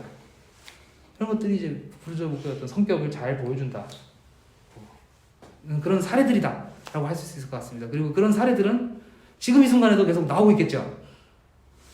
그래서 그런 것들을 좀 봐주시면 좋을 것 같습니다. 그러니까 부르주아 국가에서 말하는 자유라는 것도 사실은 어떤 환상 이런 것들이 있는 것이고 그리고 공정한 국가 그리고 나라다운 나라 이런 것들은 환상이다 라는 걸 좀 알 수 있을 것 같아요. 그리고 부르주아 국가도 어찌됐든 이제 폭력의 수단이 있지 않습니까? 근데 이 폭력성이라는 게 그래도 예전보다는 좀 확실히 완화됐다고 생각할 수 있는 그런 게 있어요. 예를 들어서 이제 옛날 이제 막 그러니까 어찌됐든 뭐 부르주아 민주주의가 막 확립되기 전에는 이제 무슨 판결 이런 것도 원님 마음대로다 이런 이야기들이 있잖아요. 그래서 좀 굉장히 판결 이런 것도 굉장히 좀 자의적이고 그리고 여기 교재에 나와 있는 게 이제 그 영주의 초혼권이라고 있어요. 이게 초혼인권이라는 게 이게 저 조사하면서 굉장히 이거 보면서 열받았던 건데 이제 그 한 영지에 이제 여성이 있으면 그 여성을 영주가 막 취하는 거예요. 그런 것들이 왕왕 발생을 했어요. 근데 이런 것들이 이제 형식적으로 없고 이제 어쨌든 보통 선거에 입각한 민주주의 국가로서 우리가 지금 살아가고 있어요. 그럼에도 불구하고 이 부르주아 국가가 갖고 있는 폭력성 또한 체제 위기의 순간에는 어마무시해지더라 라는 걸 좀 알 수 있어요. 그러니까 바로 이 다음에 나올 텐데 이제 파리에는 꼬민 전사의 벽이라고 있어요. 꼬민 전사의 벽이라는 데는 이제 매해 아니면 이제 아무튼 이제 가게 되면 이제 추모의 의미로 이제 장미들이 이렇게 하나씩 있어요. 이 꼬민 전사의 벽이 뭐냐면 이제 파리 꼬민에 가담했던 이제 노동자 민중들을 학살했던 장소예요. 벽에 모아놓고 이렇게 학살했던 그런 장소예요. 그리고 제가 지금 대전에 살고 있거든요. 대전 산내에 볼룡골이라는 데가 있어요. 이 볼룡골이라는 데에서는 어떤 일이 있었냐면은 이제 그 좌익수들이 있지 않습니까? 좌익수들을 이제 이 그 골짜기에 줄 세워놓고 학살을 한 거예요. 그런 사람들도 있었고 또 4.3, 5.18 이런 거 우리가 역사에서 많이 배웠지만 이것도 사실은 굉장히 어마무시한 폭력 아닙니까? 그리고 또 비근한 사례들이 또 있죠. 그러니까 미국이 자기들은 되게 막 자유와 인권의 나라라고 선전을 많이 하잖아요. 그래서 막 다른 나라에 막 개입을 할 때도 막 인권, 막 자유 이런 거 얘기하면서 막 개입하는 경우도 좀 있지 않아요? 근데 그렇게 자유, 인권 얘기하는 나라에서 어떤 일이 자꾸 벌어지고 있어요? 가난한 흑인들 막 경찰한테 총 맞는 경우들이 많지 않아요? 제가 그 드라마에서 본 건데 흑인들은 후드티 입으면 잠정적 범죄자로 본다고 뭐 그런 얘기도 있다고 하더라고요. 그리고 이제 제가 또 본 영화 중에 하나에서는 이제 흑인 청년들이 막 놀고 있어요. 그 빈민가 흑인 청년들이. 근데 얘들이 막 마약 상해거지라고 자의적으로 경찰이 판단을 해서 무슨 어마어마한 범죄 조직을 진압하러 가는 그 되게 장갑차 같은 걸로 집을 밀어버린 장면이 있어요. 근데 그게 실제로 있었던 일이라 그래요? 그런 일들이 되게 많잖아요. 그러니까 멕시코 이주민들 이런 사람들한테 자유 뭐 인권 이런 게 어디 있어요? 그리고 이제 프랑스 같은 경우도 이제 그 노란 조끼 투쟁이라고 있었죠. 이제 2018년인가요, 19년인가요? 아무튼 제가 좀 가물가물한데 거기서 이제 민중들이 이제 아무튼 거리로 나와서 투쟁을 했잖아요. 근데 거기서 어마어마시한 국가폭력이 발생하지 않았어요? 막 어떤 사람이 이제 경찰 진압에 맞아 죽었다 뭐 이런 얘기도 많이 듣지 않았어요? 그러니까 본질이 바뀌지가 않는 거예요. 그러니까 부르주아들 자본주의 사회에서 암만 이제 민주 뭐 이런 얘기를 하더라도 그 본질이 바뀌지 않았다는 거예요. 굉장히 폭력성을 특히나 체제 위기의 순간에는 너무나 적나라하게 그리고 야만적으로 보여주더라 라는 거를 경험적으로 좀 볼 수 있어요. 그럼 참 지금까지 얘기를 하면 이제 부르주아 국가 지금 우리가 살고 있는 이 사회가 굉장히 좀 지긋지긋하셨어요. 그럼 이런 것들을 좀 이제 넘어서야 되는 그런 게 필요하지 않겠어요? 넘어서야 되잖아요. 그러니까 그러면서 이제 얘기할 수 있는 게 노동자 국가라는 거예요. 노동적 국가에 대해서 얘기를 할 텐데 일단 이제 이 국가가 굉장히 억압적인 본질을 갖고 있다. 그리고 이 억압의 원인은 억압은 이제 사적 소유에서 비롯된다. 이렇게 얘기하는 사람들이 사회주의자들 말고도 있긴 있었어요. 그 사람들이 이제 무정부주의자라고 하는 그런 사람들이에요. 근데 이 사람들은 그래서 노동자 국가를 이제 수립해야 된다는 주장에 대해서도 반대를 했어요. 아, 그것조차도 억압이다. 국가랑 그러면서 이 사람들이 주장했던 거는 국가가 인민들을 억압하니까 민중들을 억압하니까 즉각적으로 폐지를 하자. 이런 주장을 했더랬어요. 이 주장은 일단 현실성이 좀 있어 보이시나요? 현실성도 사실 크게는 없어 보이지만은 또 이제 이 억압의 어떤 그런 성격 같은 것들에 대해서 좀 순서가 바뀐 거예요. 왜냐면 국가는 우리가 계속 지금까지 얘기한 거는 계급 대립의 산물이잖아요. 그리고 계급 대립이 화해 불가능한 수준까지 막 치달았을 때 이 어떤 피지배 계급을 억누르기 위해서 등장한 게 국가 아니에요? 근데 이 사람들은 이제 억압의 원인 자체가 국가라고 보는 거예요. 그러니까 이런 것들은 사실은 좀 문제가 있는 거죠.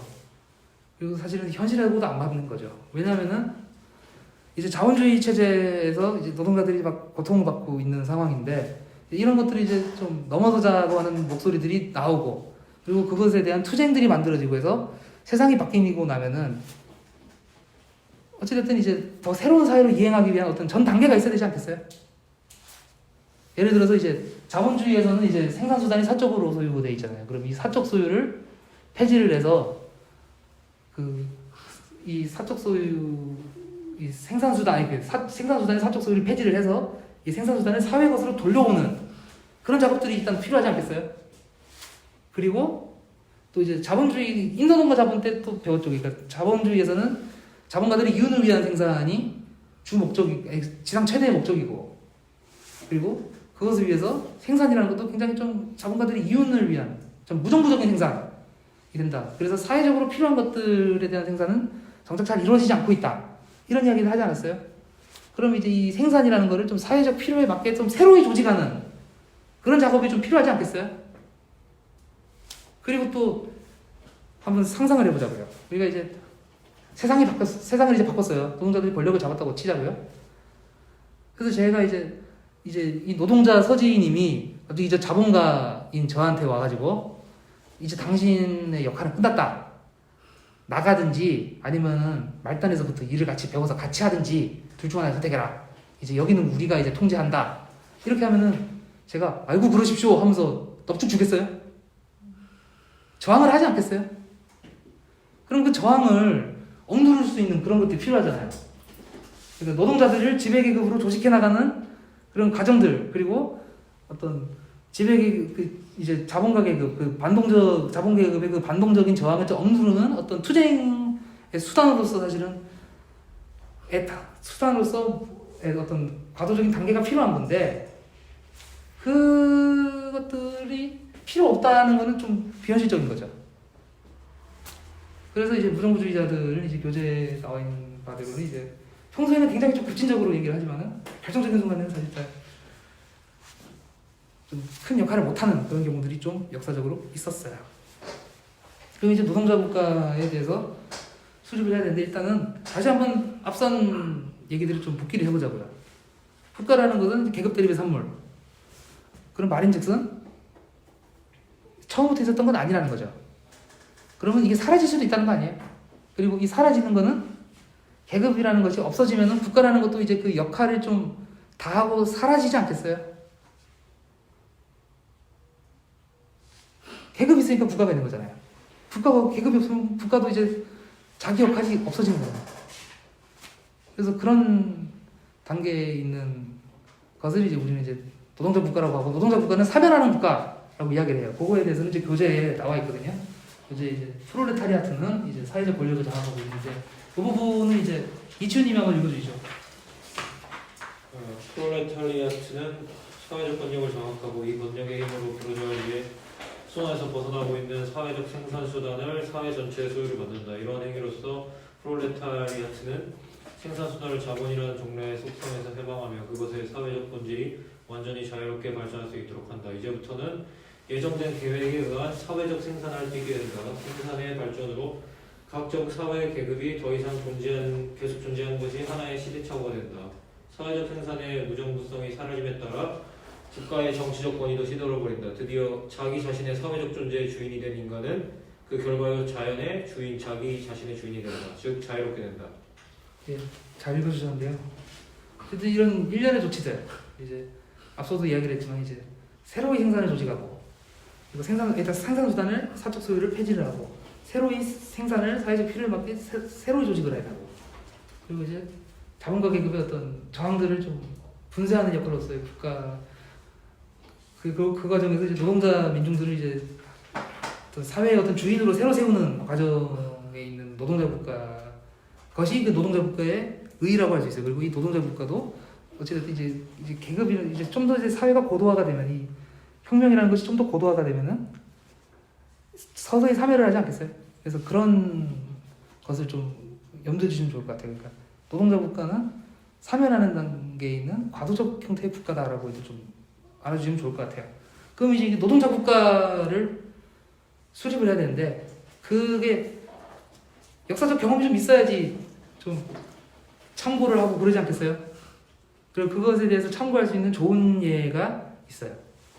첫 번째가 이제 파리 코뮌의 역사가 있고, 두 번째가 이제 러시아 소비에트의 역사가 있는데, 먼저 파리 코뮌의 역사부터 얘기를 좀 해보자고요. 파리 코뮌에 대해서는 지금 강의에서는 자세하게 다루진 않겠습니다. 왜냐면 이게 사회주의 혁명론 강의 때 굉장히 자세하게 다뤄질 거예요. 그래서 이제 개략적으로 얘기를 하면은 1871년에 파리 코뮌이 건설이 되는데, 이것은 배경이 이제 보불 전쟁이라고 해요. 이제 프로시아와 이제 프랑스가 전쟁을 했는데, 프랑스가 여기서 이제 완전히 이제 박살이 나요. 그러면서 이제 이 부르주아들, 그리고 이제 왕들, 이런 사람들이 이제 도시를 비우고 도망을 간다고요. 그래서 이제 노동자들 그리고 민중들이 이제 이 도시를 장악을 해서 새로운 이제 사회를 건설을 하기 위한 어떤 첫 발을 떼요. 그게 이제 파리 코뮌이었는데, 이제 그러면서 이제 이 사람들이 이제 새로운 사회를 건설하기 위한, 새로운 국가를 만들기 위한 조치들을 취합니다. 여기서 교재에 나와 있듯이 공동체, 지역 공동체에서 이제 대표를 선출해서 90명의 꼬민의회를 만듭니다. 근데 이 꼬민의회는 특징이 입법과 행정이 통일이 된다는 거예요. 요 의미는 좀 이따 바로 말씀드리도록 하겠습니다. 그리고 이 사람들의 어떤 지위 같은 것도 노동자의 평균 임금을 지급을 하고, 그리고 당시 이제 이 꼬민 의원 같은 경우에는 선출 같은 경우도 좀 이제 강제 위임 방식으로 해서 할지 안 할지를 좀 결정하게 하는, 일단 민중들이 이제 이 사람이 있으면 괜찮겠다 해가지고 정해가지고 이 사람한테 할지 안 할지를 결정하게 하는 그런 방식으로 이루어지는 데다가 소환이 굉장히 잘 이루어졌어요. 그러니까 통제 수단이 있었다는 거예요. 그렇게 이제 파리 코뮌이 이제 건설이 돼서 이제 민중들의 삶을 좀 바꾸기 위한 일련의 조치들을 취하는데, 여기서 이제 좀 나오는 게 이제 집세 미지불분을 이제 일시적으로 좀 연기를 한다든지, 그리고 이제 종교재산이라고 하는 어떤 교회라든지 뭐 성당 이런 데가 갖고 있는 어떤 땅들을 이제 국유화한다든지, 그리고 자본가들이 이제 도망을 갔잖아요. 밖에 이제 프로시아군이 막 포위라고 해서 도망을 갔잖아요. 그래서 이거를 이제 노동자들이 뭐 통제를 한다든지, 직접 관리를 한다든지, 그리고 이제 부채가 이제 빚이 있으면 이거를 좀 지불하는 거를 좀 미룬다든지, 그리고 여기에 대한 이자를 폐기한다든지 하는 되게 실질적인 조치들을 많이 해요. 그리고 이제 좀 특징적인 게 이제 또 제빵공의 야간 노동도 폐지가 되거든요. 이때 일시적으로 이제 제빵공들이 되게 옛날에는 이제 빵 굽는 기술이 좀 지금처럼 막 그렇진 않았을 거 아니에요. 그러니까 이제 되게 아침에 좀 말랑말랑한 빵, 그러니까 딱딱하지 않은 빵을 먹으려면은 이 제빵공들이 밤새 일을 해야 되는데, 이런 것들도 하지 말자, 다 같이 잘 살아야지, 약간 이런 합의가 있었던 거예요. 그렇게 해서 파리 코뮌이 건설이 돼서 이제 노동자 민중들이 주인이 되는 그런 세상이 어때야 되는지에 대한 어떤 상을 보여줬지만은 결론적으로는 이제 프랑스 부르주아들하고 이제 그 프로이센 이 군대 지금 이 파리를 포위하고 있는 이 군대가 야 이거 파리 공민이 생기니까 이쪽이 힘을 모으는 거예요. 그러니까 국가 간의 전쟁이 아니라 계급 전쟁이 되어버린 거예요. 그러면서 그 공세에 못 이겨서 이제 무너지고 이제 학살이 이제 자행이 되고 그런 역사긴 한데 어쨌든 그럼에도 불구하고 중요한 거는 도덕적 국가가 어때야 되는지 그리고 어떤 성격을 가지고 있어야 되는지에 대한 어떤 상을 좀 보여줬다는 점에서는 큰 의미가 있어요. 근데 이제 입법과 행정의 통일이 굉장히 좀 중요한데 요거는 이제 민중들이 이제 어찌됐든 노동자 계급 자신이건 당사자거나 아니면 노동자들 그런 민중들이 되게 공인한 사람, 이 사람은 괜찮다 이렇게 해가지고 뽑은 사람들이 그러니까 이제 민중들의 의사가 많이 반영이 돼 있을 거 아니에요. 그리고 이 사람들이 지금 이 상황에서 필요한 조치들에 대해서 제안을 하고 토론을 해서 입법을 하고 그리고 이것들을 직접 행정으로 처리를 하는 그렇게 해서 이제 일하는 기관 그리고 행동하는 기관으로서 기능을 했다는 거예요. 그리고 노동자의 평균 임금이라는 것도 지금 국회의원 되면 어때요? 그 돈방석이 하는 거 아니에요? 막 빵빵 놀아도 막 세비 막 나온다 하고 그래서 막 사실은 막 거칠게 표현하면 막 뭐 저런 놈이 막 국회의원이 되나 해도 그리고 막 얘는 막 아랑곳하지 않고 막 세비 받아가지고 막 아무튼 막 완전 벼락부자가 되고 그리고 그런 것들이 계속 보이니까 나도 이제 이 배지를 달아서 입신양명을 해야겠어 하는 그런 욕구들도 생기고 그래도 출세주의적인 그런 것들이 좀 생겨나지 않겠어요? 그런 것들을 하지 못하게끔 그러니까 특권층으로서 사회랑 분리되지 못하게끔 하는 그런 조치들을 했다라는 거예요. 그리고 선출과 소환이 용이했다는 거는 어찌됐든 뽑아놨으면은 민중들의 의사에 맞게 일을 해야 될 거 아니에요. 근데 어느 순간 이 사람들이 막 엉뚱한 일을 하고 있으면은 바로 불러서 파면을 할 수 있다는 거예요. 그러니까 민중들의 통제에 있다는 거예요. 민중들이 어떤 필요한 조치들을 행하게끔 업무들을 위임을 한 거예요. 위임을 한 거잖아요. 그럼에도 불구하고 좀 의사에 반하는 행동 그리고 이거는 너무 좀 우리를 배신하는 거다 싶으면 배신할 기미가 보인다. 좀 엉뚱한 생각을 하는 것 같은 기미가 보인다 싶으면은 그거에 대해서 즉각적으로 통제를 가할 수 있는 거예요. 이것은 이제 그래서 이러한 조치들을 통해서 이제 이러한 특징들을 통해서 이제 어떤 노동자 국가는 이래야 된다. 그러니까 노동자들 그리고 민중들이 이제 정치라는 것에 대해서 굉장히 좀 직접적으로 의사 표현을 자유롭게 할 수 있는 어떤 직접 민주주의적인 어떤 사례들을 좀 잘 보여줬다. 그런 교훈들이 있다라는 거를 좀 파리 코뮌에서 좀 알 수 있을 것 같아요. 그리고 아까 제빵공 얘기도 잠깐 했었는데 이거에 대해서 첨언을 하자면 어쨌든 이제 밤에 빵을 굽지 않으면 이제 딱딱한 빵을 먹어야 된다는 거잖아요. 그게 근데 사실은 이제 지금같이 우리가 막 사는 사회들 그리고 이제 사람은 자기 이속만 차린다고 생각이 막 주입되는 사회에서는 어떻게 저게 가능한가 할 수 있겠지만은 사람이 상황이 달라지면은 어떤 욕구 이런 것도 좀 달라질 수 있다는 거 아니겠어요? 그러니까 그래서 그런 것들도 사실 잘 보여주는 사례 중에 하나라고 저는 생각을 해요. 그러니까 이거를 요즘식으로 표현하면은 그런 거 아니겠어요? 쿠팡맨들의 야간 배달, 로켓 배송 폐지 이런 식으로도 좀 우리가 읽을 수 있지 않겠어요? 이런 특징들을 아무튼 파리 코뮌은 보여줬다. 입법과 행정의 통일, 그리고 노동자 평균임금, 선출과 소환이 용이한 것 그런 것들에 대해서 좀 잘 보여줬고 그 다음이 이제 우리가 봐야 될 게 러시아 소비에트예요. 이게 이제 러시아 혁명인 건데 이 부분에 대해서도 이제 사회주의 혁명론에서 굉장히 자세하게 다룰 거기 때문에 오늘 좀 개략적인 것만 하자면은 1917년 2월 달에 이제 러시아에서는 막 군대에 파견된 사람들이 막 전선에서 죽고 노동자들은 막 굶어 죽고 막 이런 그리고 착취에 막 시달리고 있는 상황에서 막 자본가들은 막 교재에도 막 적나라하게 나와 있죠. 막 냉장 창고로 이제 냉장 열차로 이제 막 장식품 이런 것들을 사가지고 자기 집에 전시할 정도로 이런 식으로 막 사회적인 모순 같은 게 막 휘발쳤단 말이에요. 그러니까 사람들이 참을 수가 없잖아요. 그래가지고 결국에는 이제 혁명을 일으켜가지고 이제 짜르를 무너뜨리고 이제 혁명을 일으키게 됩니다. 그리고 이제 그러면서 이제 소비에트라는 되게 좀 자발적인 대중적 권력기관을 창출을 해서 이제 세상을 좀 바꿔 나가기 시작을 하는데 그러면서 이제 여기도 좀 되게 중요한 특징들이 있어요. 그러니까 어쨌든 이제 그 노동자들 그리고 농민들, 그 병사들 이런 사람들이 직접 이제 어떤 자기들이 어떤 의사결정 기구 같은 것들을 만들었다는 거잖아요. 그리고 이 소비에트는 이제 대회가 소집될 때마다 대의원들을 좀 대표자들을 새로 선출했어요.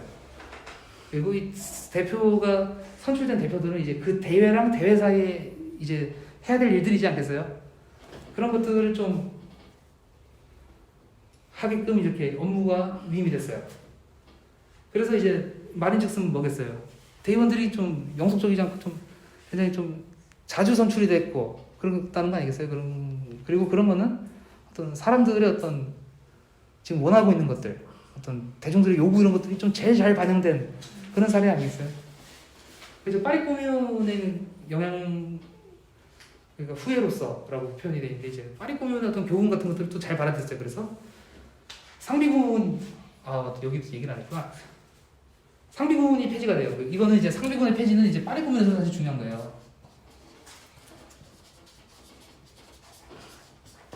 이제 어떤 억압적 국가 억압의 상징 아닙니까? 상비군 그리고 경찰 이런 것들은 국가의 폭력과 억압의 상징 아닙니까? 이런 것들을 이제 폐지를 하고 이제 민중의 군대로 대체를 했던 것들이 이제 파리코뮌에서도 이제 있었는데 이제 러시아 소비에트에서도 이런 것들이 이루어졌다라는 거예요.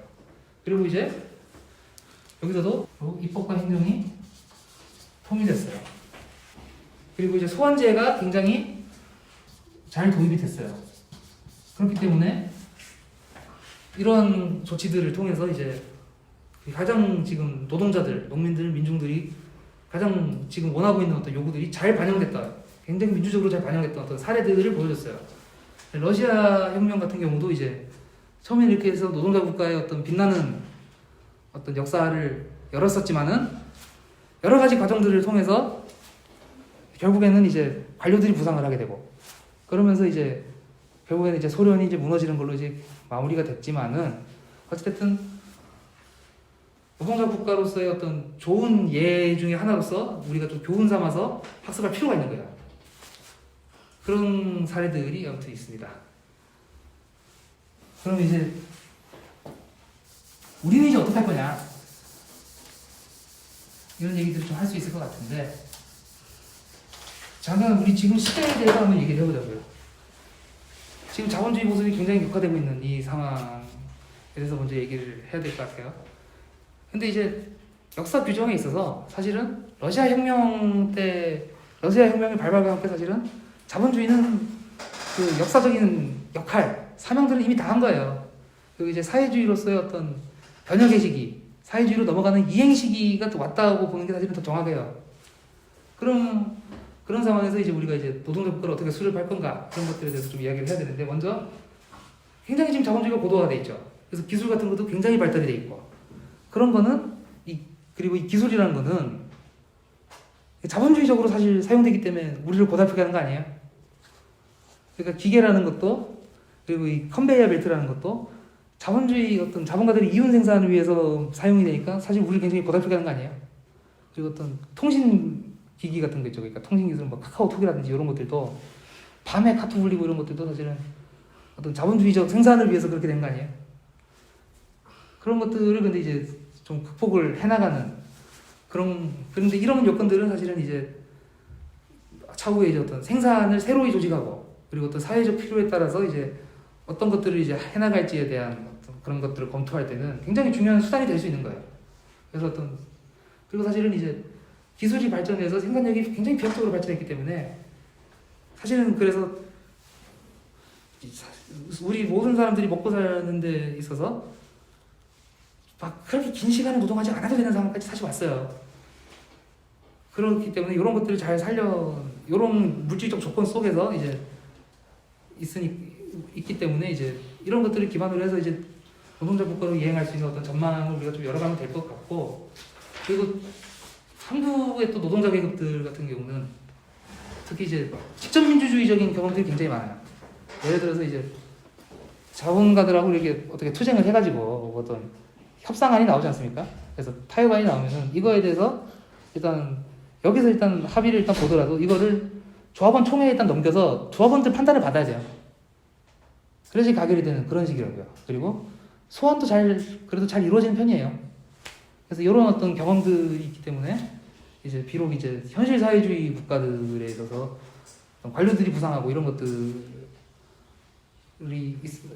문제들이 좀 중첩되면서 이제 현실 사회주의의 어떤 실패를 우리가 목도를 하였지만 이런 것들을 극복할 수 있는 여건도 사실 충분히 있는 거예요. 그래서 이런 어떤 경험들을 좀 잘 살려나가면 좋을 것이다 하는 것이고, 또 이제 어쨌든 지금 분단 반공 체제에서도 계속 노동자들은 투쟁을 하고 있어요.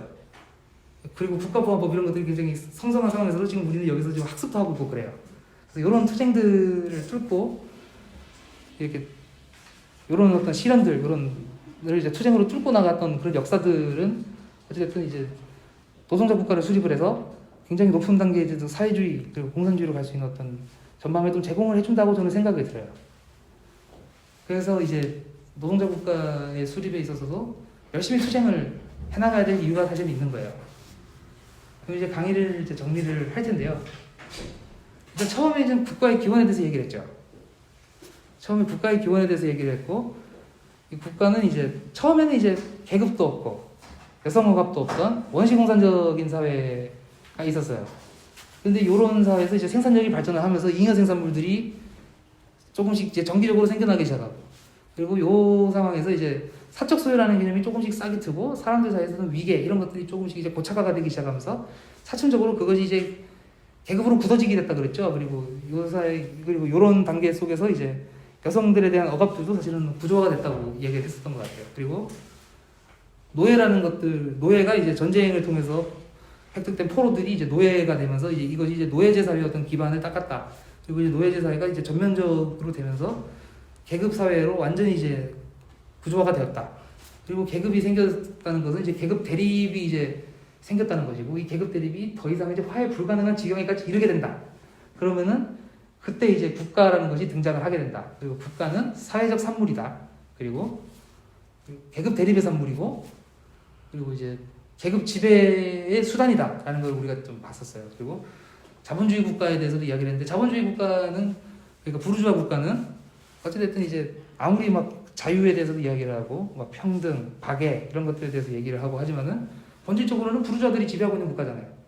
그래서 이제 부르주아들의 어떤 사적 소유를 수호를 하고 자본가들의 어떤 이윤 추구를 보조하는 장치들을 굉장히 많이 제도화하고 있는 어떤 부르주아들의 지배와 이해를 대변하는 국가다라는 걸 봤어요. 그래서 부르주아 사회에서 말하는 자유라는 것도 사실 굉장히 좀 자본가 계급의 자유다 그런 이야기를 했던 것 같고, 그리고 공정한 국가라는 것도 어떤 그런 주장들이 있지만은 그것도 사실 환상에 가깝다라는 거를 좀 봤던 것 같아요. 왜냐면은 어쨌든 이제 굉장히 공정한 레프리인 것처럼 이제 드러나고 있지만은 그것은 국가의 어떤 가지고 있는 본질을 감추기 위한 어떤 수사에 가까운 거지. 결정적일 때는 어찌됐든 이제 계급 지배와 이해를 추구한다는 그런 역할은 변함이 없다는 거예요. 그리고 이제 부르주아 국가는 또 이제 겉으로는 아닌 것 같지만 굉장히 좀 체제 위기의 순간이라든지 이런 때는 굉장히 노골적인 폭력들을 자행을 하기도 한다라는 것들을 우리가 배웠고, 노동자 국가, 그래서 이러한 어떤 자본주의 국가, 자본가 국가를 넘어서 노동자 국가를 수립을 해야 된다라는 이야기를 했었어요. 그래서 그리고 그런 좋은 빛나는 사례로 이제 파리 코뮌과 러시아 소비에트의 예를 들었었는데, 이제 공통적으로 이제 드러나는 것이 이제 상비군을 폐지했던 것, 그리고 이제 입법과 행정을 통일을 했던 것, 그리고 이제 소환제를 도입을 했던 것, 그리고 파리 코뮌 같은 경우에는 또 노동자들의 평균 임금만을 지급을 했던 이런 조치들을 통해서 되게 특권층으로 가지 못하게 하는 그런 통제 수단들을 많이 만들어놨다는 거죠. 그래서 실질적으로 권력이 노동자 민중의 손아귀에 있도록 하는 그런 조치들을 많이 취했다는 거죠. 그래서 이것들이 지금 역사적으로 결과는 사실은 안 좋게 끝났지만은 이런 것들에 대한 교훈을 잘 살려서 노동자 국가의 어떤 수립의 어떤 좋은 발판, 교훈으로 좀 삼아야 된다는 이야기도 했던 것 같아요. 그리고 이제 노동자 국가를 수립하기 위한 어떤 전망들, 그러니까 고도화로 발전된 자본주의 국가의 어떤 물질적 여건이라든지, 그리고 투쟁을 통해서 단련된 노동자들의 어떤 민주주의 역량이라든지, 그리고 어떤 그런 것들이 굉장히 좋은 발판이 될 것이다라는 얘기를 했던 것 같아요. 그럼 이제 강의를 이제 마무리할 텐데요. 이제 국가라는 것에 대해서 이제 우리가 이제 계속해서 이야기를 하면서 어떤 생각이 드시나요? 굉장히 좀 지긋지긋하지 않아요? 굉장히 막 허울 좋게 막 보이지만은 굉장히 어찌됐든 우리를 막 지배하고 억압하는 수단이라는 거잖아요. 그리고 그런 것들이 굉장히 오래된 역사를 가지고 있다. 그래서 국가의 역사는 그 피지배 계급들의 어떤 피를 뿌려온 역사다. 이렇게도 사실 볼 수 있을 것 같아요. 근데 이렇게 보면은 사실 좀 굉장히 한편으로 우울하지만은 또 다른 한편에서 또 한 가지 생각해 볼 게 있어요. 뭐냐면은 어쨌든 그 반대급부에서 새로운 세상을 만들기 위해서 투쟁했던 선배 노동자들의 역사가 또 있는 거예요. 그리고 그런 역사의 어떤 연장선상 위에 지금 우리가 있다라는 거예요. 그래서 우리는 이제 이러한 어떤 과거의 역사들에서 이제 취할 것들을 잘 취하고 극복할 것들은 잘 극복을 해서 앞으로 더 좋은 세상 그리고 새로운 세상에 대한 상상력을 좀 더 잘 적극적으로 키워나가자 이런 생각도 할 수 있을 것 같아요. 어찌됐든 이제 그런 상상들, 그런 어떤 생각들 그리고 이런 상상들을 현실로 만들기 위한 실천들에 오늘의 강의가 조금이라도 도움이 좀 됐으면 하는 바람이 있습니다. 아무튼 긴 시간 이제 들어주신다고 고생들 많이 하셨고요. 저는 다음 주에 이제 정치경제 투쟁론으로 다시 찾아뵙도록 하겠습니다. 감사합니다.